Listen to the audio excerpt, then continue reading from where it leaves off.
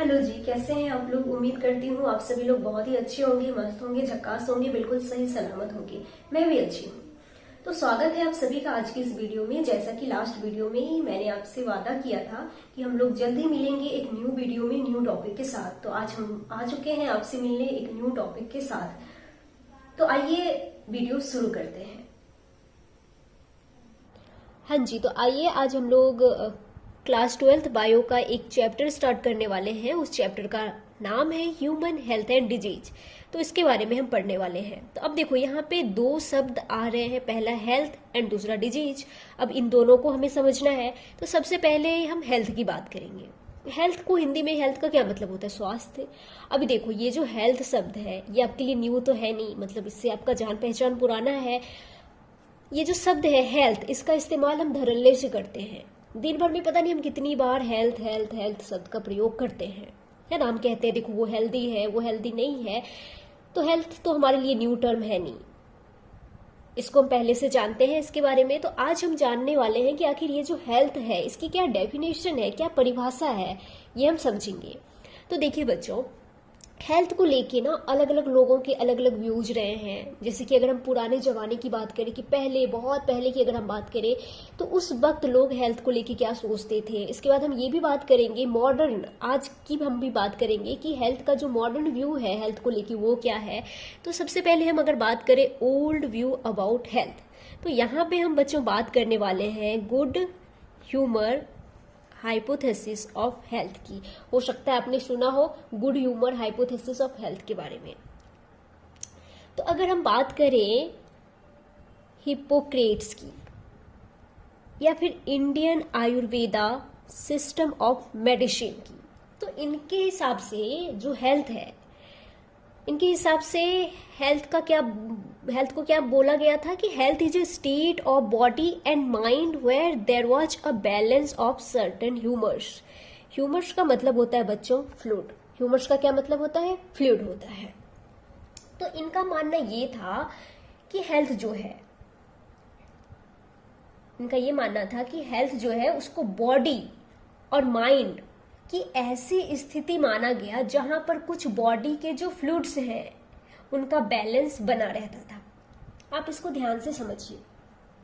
हाँ जी, तो ध्यान से समझिए। देखो इनका मानना ये था कि ह्यूमन की जो बॉडी है, ह्यूमन बॉडी के अंदर कुछ फ्लूइड्स होते हैं और इन फ्लूइड्स का बैलेंस होना, संतुलित होना जरूरी है। इन्होंने हिप्पोक्रेट्स ने 4 तरह के फ्लूइड्स बताए। ब्लड, फ्लेम बोले तो कफ, black bile and yellow bile. और इनका कहना था कि अगर किसी पर्सन के अंदर इन फ्लूइड्स का बैलेंस है तो उसे हम हेल्दी कहेंगे, अगर नहीं है तो उसे हम हेल्दी नहीं कहेंगे। और इसमें भी इनका जो मेन मानना था वो तो बाइल के ऊपर था। इन्होंने 2 तरह के बाइल बताए, इन्होंने 2 तरह के बाइल माने, black bile and yellow bile. और इनका मानना ये था कि अगर किसी पर्सन में ब्लैक बाइल का, अगर किसी पर्सन के बॉडी के अंदर ब्लैक बाइल का अमाउंट बढ़ा हुआ है तो उसकी जो पर्सनैलिटी होती है, हॉट पर्सनैलिटी होती है और उसको फीवर होता है। यहाँ पे देखो आप, लिखा भी है person with black bile belong to hot personality and would have fevers. कि इनका मानना था कि जो ब्लैक बाइल पर्सन है, ब्लैक बाइल मतलब काला पित्त, तो जो काले पित्त वाले व्यक्ति हैं उनकी जो पर्सनैलिटी है वो हॉट पर्सनैलिटी होती है, यानी उनका जो व्यक्तित्व है गर्म व्यक्तित्व के होते हैं और उनको बुखार होता है। ये ऐसा इनका मानना था। और इसको इन्होंने क्या नाम दिया? गुड ह्यूमर हाइपोथेसिस नाम दिया। क्या नाम दिया? गुड ह्यूमर हाइपोथेसिस नाम दिया। तो इस तरह की जो सोच थी कि आपका ह्यूमर यानी बॉडी फ्लूइड बैलेंस है तो आप हेल्दी हैं, इस तरह की सोच किसकी थी? हिप्पोक्रेट्स की। तो हिप्पोक्रेट्स का ये मानना था कि अगर आपका शरीर द्रव्य यानी कि बॉडी फ्लूइड संतुलित है, बैलेंस है, तो आप हेल्दी हैं। और इस तरह की जो सोच थी उसको सपोर्ट किसने किया? Indian Ayurveda system of medicine ने, इन्होंने सपोर्ट किया। आयुर्वेद में जो लोग बिलीव करते थे, इनके जो बड़े बड़े ज्ञानी लोग थे, उनका भी यही कहना था कि जो हिप्पोक्रेट्स कह रहे हैं वो बिल्कुल सही है। ठीक है। तो Indian Ayurveda system of medicine ने सपोर्ट किया। इनका कहना था कि भाई जो हिप्पोक्रेट्स भाई बोल रहे हैं वो सही है। ठीक है। तो ये हाइपोथेसिस फिर ऐसे ही काफ़ी समय तक चलता रहा। इन्होंने जो दे दिया, हाइपोथेसिस दे दिया कि अगर किसी को डिस्प्रूव करना है तो जाओ पहले प्रूफ लेके आओ। तो ये हाइपोथेसिस ऐसे ही काफ़ी लंबे समय तक चलती रही। लेकिन कुछ टाइम बाद आपके एक साइंटिस्ट आए, विलियम हार्वे, इनको फादर ऑफ ब्लड सर्कुलेशन भी कहते हैं। तो इनको ये बात कुछ हजम नहीं हुई कि यार ये कौन सी बात हुई कि ब्लैक बाइल, येलो बाइल, जिसके अंदर ब्लैक बाइल ज़्यादा है उसकी हॉट पर्सनैलिटी है, उसको फीवर हो रही है। उनको ये बात नहीं जमी।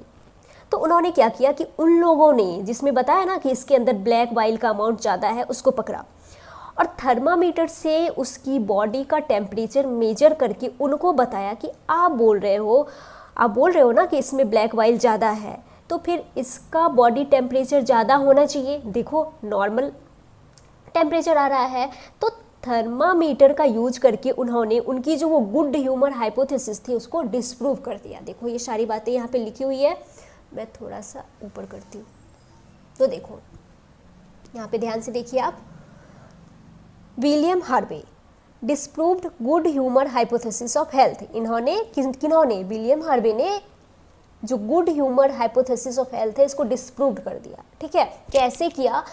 तो इन्होंने, यानी कि जो विलियम हार्वे हैं, इन्होंने demonstrated normal body temperature in person with black bile, यानी कि उन लोगों ने जिसको बोला ना कि ये ब्लैक बाइल पर्सन है, काले पित्त वाले व्यक्ति हैं, तो उसी काले पित्त वाले व्यक्ति में इन्होंने उनके बॉडी टेम्परेचर को थर्मामीटर से मेजर करके ये बताया कि आप तो कह रहे हैं कि इनके अंदर जो ब्लैक बाइल का अमाउंट बढ़ा हुआ है तो इनको तो फीवर होना चाहिए, देखो इनका नॉर्मल टेम्परेचर आ रहा है। तो इस प्रकार इन्होंने वो जो गुड ह्यूमर हाइपोथेसिस था उसको क्या कर दिया, डिस्प्रूव कर दिया। ठीक है, यहाँ तक क्लियर है। अब देखो आगे बढ़ते हैं। तो ये तो हो गई कि भाई चलो ये तो पुरानी बात है, लेकिन अगर हम आज की बात करें, मॉडर्न व्यू अबाउट हेल्थ, तो आज हेल्थ को लेके क्या सोचना है। अब हम हेल्थ को कैसे डिफाइन करते हैं, मॉडर्न व्यू क्या है। तो देखिए यहाँ पे मैंने लिख रखा है कि health does not simply mean absence of disease और फिजिकल फिटनेस। केवल रोगों की अनुपस्थिति को ही हेल्थ नहीं कह सकते, केवल फिजिकल फिटनेस को हेल्थ नहीं कह सकते। देखो हेल्थ की जब भी बात आती है ना तो हम इसे फिजिकल फिटनेस से रिलेट कर लेते हैं कि अगर कोई फिजिकली फिट है तो वो हेल्दी है, बट ऐसा नहीं है। तो फिर हेल्थ की डेफिनेशन क्या है, क्या परिभाषा क्या है हेल्थ की। तो हेल्थ की जो डेफिनेशन है वो फाइनली WHO ने दिया। WHO वर्ल्ड हेल्थ ऑर्गेनाइजेशन, जानते हैं आप सभी। तो WHO ने 1948 के अंदर हेल्थ का डेफिनेशन दिया। क्या कहा कि health is a state of complete physical, mental and social wellbeing. इन तीनों में परफेक्ट होना चाहिए, तब हम उस पर्सन को हेल्दी बोलेंगे।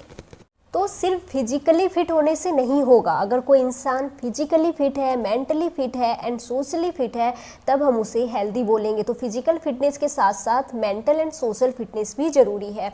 आप खुद ही सोचो ना कि अगर किसी ने अपनी जो फिजिकल फिटनेस है वो काफ़ी अच्छी बना रखी है, काफ़ी बढ़िया फिजिकल फिटनेस है, लेकिन इस यहाँ से खिसका हुआ है, तो क्या आप उसे हेल्दी कहेंगे? नहीं कहेंगे ना। तो इसीलिए कहा गया है कि health is a state of complete physical, mental and social wellbeing, कि फिजिकल के साथ साथ मेंटल एंड सोशल फिटनेस भी ज़रूरी है। अब सोशल फिटनेस का क्या मतलब है कि सोसाइटी के लोगों से आपका क्या व्यवहार है, आपका क्या वे ऑफ रिस्पॉन्स है, आप कैसे बात कर रहे हैं, उनका क्या रिस्पॉन्स है आपके प्रति, ये सभी सोशल फिटनेस में आता है। ठीक है, तो फिजिकल फिटनेस के साथ साथ mental fitness and social fitness भी ज़रूरी है।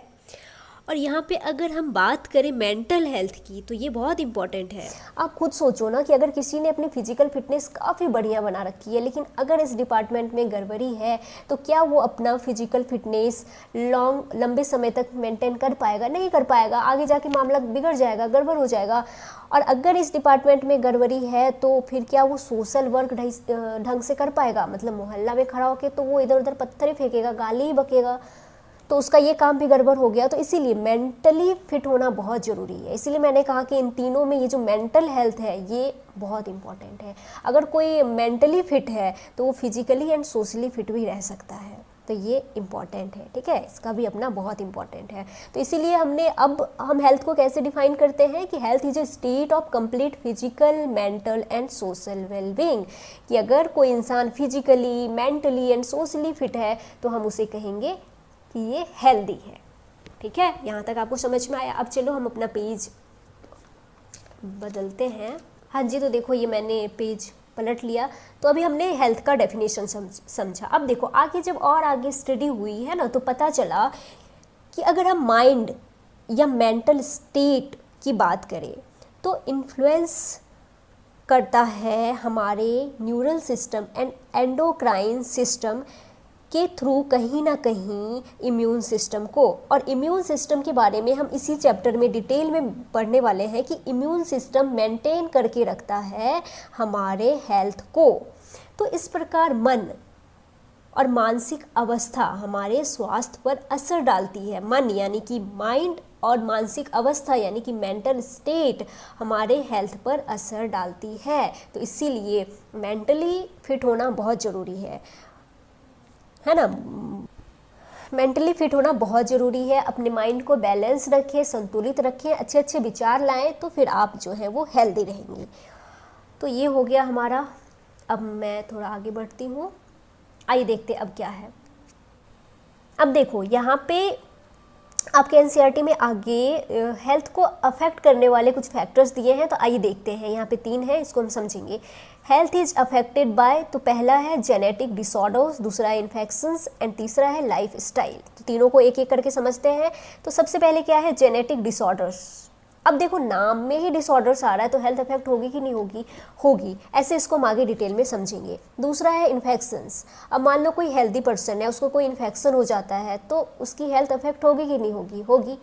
और तीसरा है लाइफ स्टाइल, यानी कि हमारा जो जीवन शैली है। और ये बहुत इंपॉर्टेंट है, क्योंकि अगर आजकल की हम बात करें तो आजकल लाइफ स्टाइल रिलेटेड प्रॉब्लम्स ज़्यादा देखने को मिल रही है, लाइफ स्टाइल रिलेटेड डिजीज़ ज़्यादा देखने को मिल रहे हैं। तो ये जो है वो महा इंपॉर्टेंट है, इसको ध्यान से समझिए। देखो इसमें एनसीईआरटी में जो पॉइंट्स दिए हैं वो यहाँ पे लिखा है कि food and water we take, यानी कि जो खाना और पानी हम ले रहे हैं, जो खाना हम खा रहे हैं, जो पानी हम पी रहे हैं, उसमें भी साफ़ सफाई ज़रूरी है।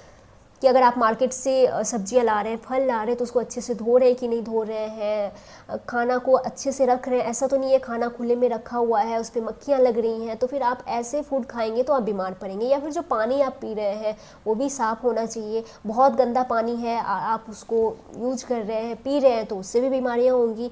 और दूसरा है rest and exercise we give to our bodies, यानी कि जो आराम आप अपने शरीर को दे रहे हैं, शरीर को आराम देना भी बहुत ज़रूरी है।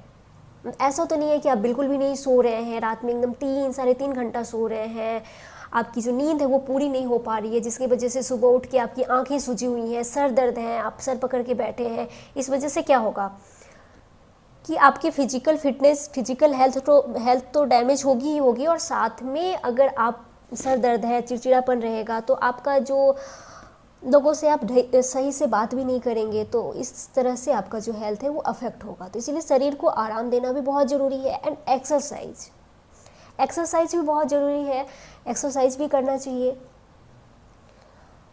अब अगला है हैबिट्स डेट वी हैव और लैक, यानी कि आपकी जो आदतें हैं, अगर अच्छी आदतें हैं तो बहुत अच्छी बात है। आपके हेल्थ को अगर आपको अच्छा बनाए रखना है तो अच्छी आदतें होना चाहिए। लेकिन अगर आपकी कुछ बुरी आदतें हैं, कुछ बुरी आदतें आपके हेल्थ को पे निगेटिव प्रभाव डाल सकती है, जैसे कि अगर आप इन सभी के चपेटे में आते हैं तो ये सभी आपकी हेल्थ की लुटिया डुबा के ही मानेंगी। ये सभी कुछ ऐसी बुरी चीज़ें हैं जिनके कांटेक्ट में नहीं ही आए तो अच्छा है। ये दिमाग की तरह है कि अगर आप एक बार इनके कांटेक्ट में आ गए तो ये आपको खोखला करके ही छोड़ेंगे। तो ड्रग्स हो गए, अल्कोहल हो गए, इन सभी से आप जितना दूर रहेंगे आप उतना अच्छा है आपके हेल्थ के लिए, आपके लिए। अगर आप इन सभी के चपेटे में आ गए तो ये सभी आपके हेल्थ पे बहुत बुरा असर डालती है, ठीक है। तो मैंने भी कहा ना कि अगर आजकल हम देखें तो लाइफ स्टाइल से रिलेटेड जो प्रॉब्लम्स है वो ज़्यादा देखने को मिल रही हैं, लाइफ स्टाइल से रिलेटेड जो डिजीज़ हैं वो ज़्यादा देखने को मिल रहे हैं। तो जैसे कि अगर हम बात करें लाइफस्टाइल रिलेटेड प्रॉब्लम्स की, जैसे आपका हो गया diabetes, hypertension, cardiovascular disease, allergies, asthma, ये सभी लाइफस्टाइल रिलेटेड डिजीज हैं, लाइफस्टाइल रिलेटेड प्रॉब्लम्स हैं। इसमें से मैंने जितने भी नाम लिए वो अगर आपको याद रहते हैं तो ठीक है, लेकिन एलर्जीज़ के बारे में तो आपके एनसीईआरटी में भी दिया है। अब एलर्जी लाइफस्टाइल से रिलेटेड कैसे है, ये आइए मैं आपको समझाने की कष्ट करती हूँ और आप समझने की कष्ट करें। जैसे कि आजकल आप देखते हैं ज़्यादातर जो डिलीवरीज होती हैं बड़े बड़े हॉस्पिटल्स में होती है, तो बच्चा स्टार्टिंग से ही वहाँ पर वेल प्रोटेक्टेड एनवायरनमेंट में रहता है।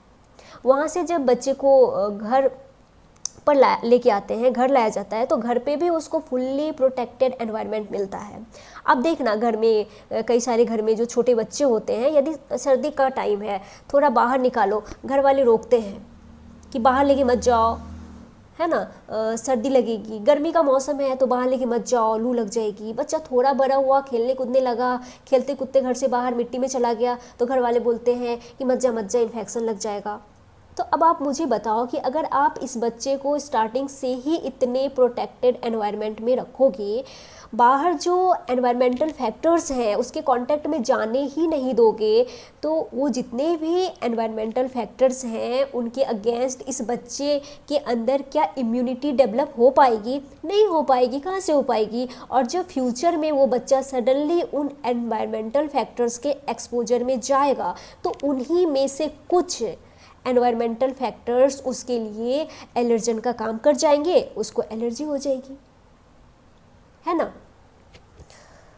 तो आजकल जो आप देखते हैं कि महानगरों में जो एलर्जी, अस्थमा का बच्चों में जो सबसे बड़ा कारण है वो यही हो सकता है कि शुरू से ही फुल्ली प्रोटेक्टेड एनवायरनमेंट में रखना।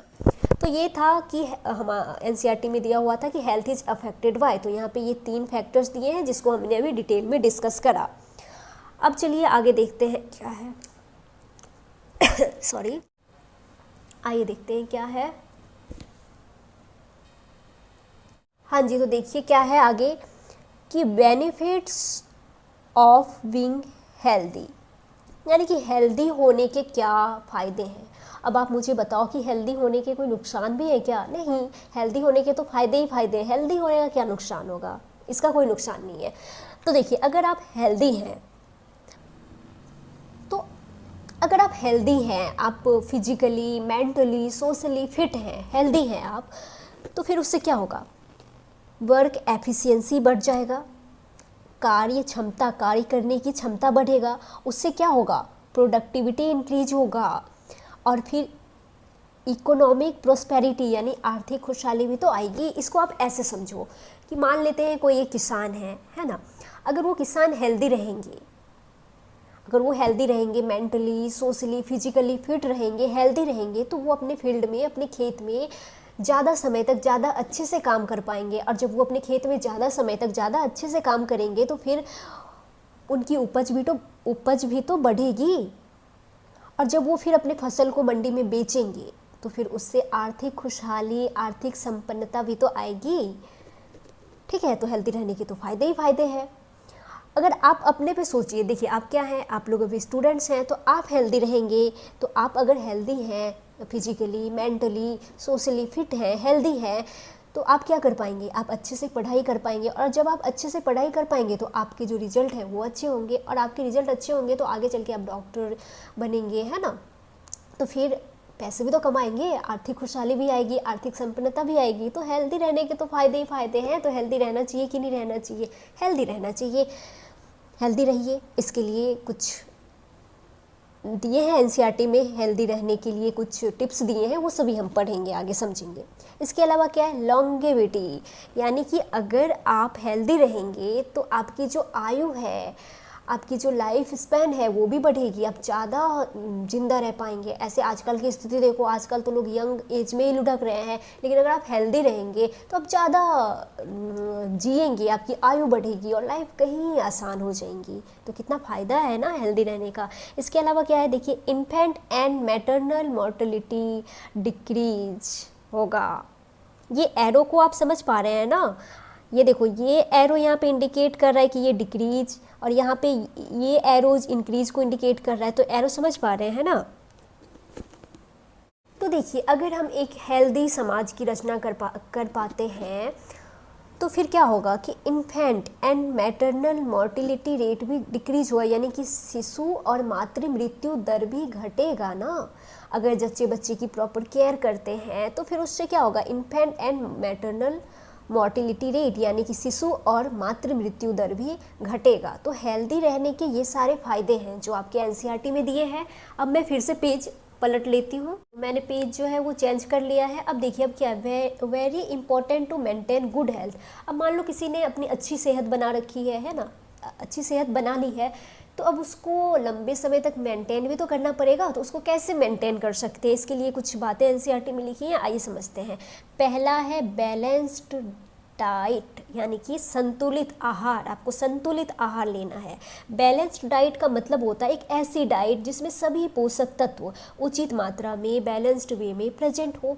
देखो भैया, डेली की हमारी बॉडी की जो डिमांड होती है कि कितना कार्बोहाइड्रेट चाहिए, कितना प्रोटीन चाहिए, कितना फैट चाहिए, कितना वाइटामिन चाहिए, वो प्रॉपर हमारे डाइट में होने चाहिए, वो है बैलेंस्ड डाइट। तो ये बहुत इंपॉर्टेंट है हेल्थ को मेंटेन करने के लिए। अगला है पर्सनल हाइजीन। ये तो आप सभी समझते हैं ना, व्यक्तिगत तो स्वच्छता, यानी कि वही सुबह उठ के ब्रश करना, नहाना धोना, नेल कट करना, ये वगैरह, ये सभी क्या है, ये सभी पर्सनल हाइजीन है। तो ये भी ज़रूरी है ना स्वास्थ्य को मेंटेन करने के लिए, व्यक्तिगत स्वच्छता का भी ध्यान रखना चाहिए। अब अगला है रेगुलर एक्सरसाइज।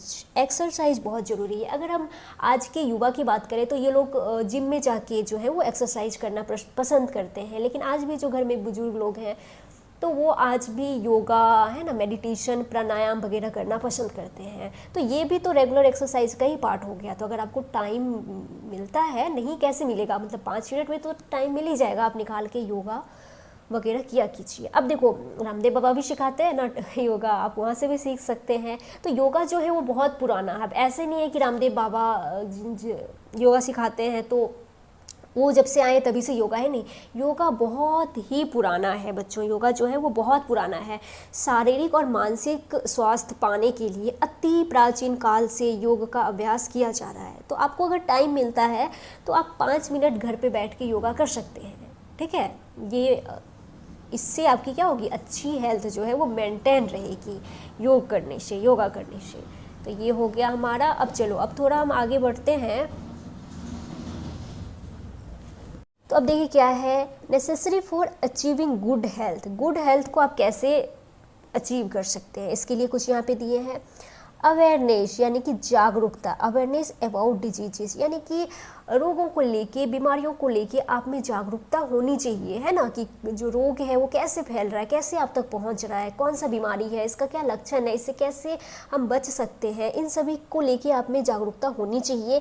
इसके अलावा ये जो बीमारी है ये आपके कौन से बॉडी फंक्शन को जो है प्रभावित कर रहा है, कौन से अंग को डैमेज कर रहा है, इन सभी को लेके भी जागरूकता होनी चाहिए, ठीक है, वही यहाँ पे लिखा है।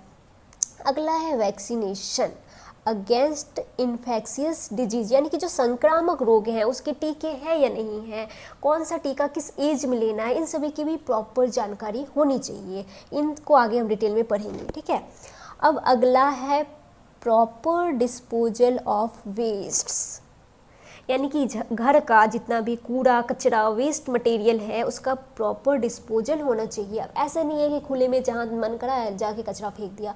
तो अब जहाँ तहाँ कचरा फेंकेंगे, कचरा फैलाएंगे तो फिर मक्खियाँ पनपेंगी और फिर वो बीमारियाँ फैलाएंगी, और जब आप बीमार हो जाएंगे तो आप फिर हेल्दी नहीं रह सकते, ठीक है। अगला देखो क्या है, कंट्रोल ऑफ वेक्टर्स। वेक्टर्स मतलब रोगवाहक। रोगवाहक यानी कि जो रोग को, जो बीमारी को फैला रहा है, जो डिजीज़ को स्प्रेड कर रहा है, पर्सन टू पर्सन आप तक पहुंचा रहा है। जैसे कि हम जानते हैं मच्छर यानी जो मॉस्किटोज हैं उससे बहुत सारी बीमारियां फैलाता है, मलेरिया, डेंगू। तो जैसे अगर हम मलेरिया की बात करें, मलेरिया होता है प्लाज्मोडियम से, प्रोटोजोआ है, आइडिया है सबको। ये पैथोजन कहलाएगा जो बीमारी कर रहा है। इसको हम तक पहुंचाता कौन है, बॉडी में कब आता है, कैसे आया, तो फीमेल एनोफिलीज मॉस्किटो वाइट करने से। तो फीमेल एनोफिलीज मॉस्किटो वेक्टर हो गई, ठीक है। तो अगर हम वेक्टर पे रोग वाहकों पर कंट्रोल कर लेते हैं तो फिर हम रोग से बच सकते हैं। और फिर अगर आप डिजीज से बचेंगे, रोग से बचेंगे तो आप हेल्दी रहेंगे।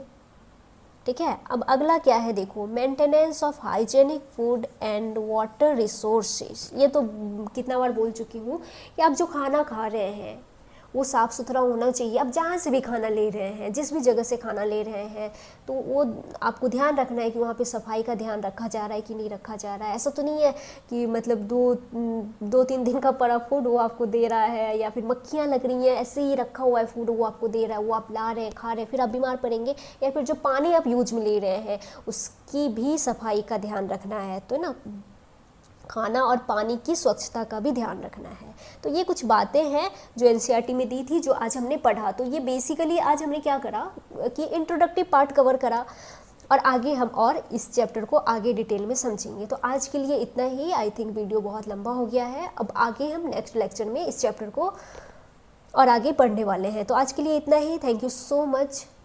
Bye bye.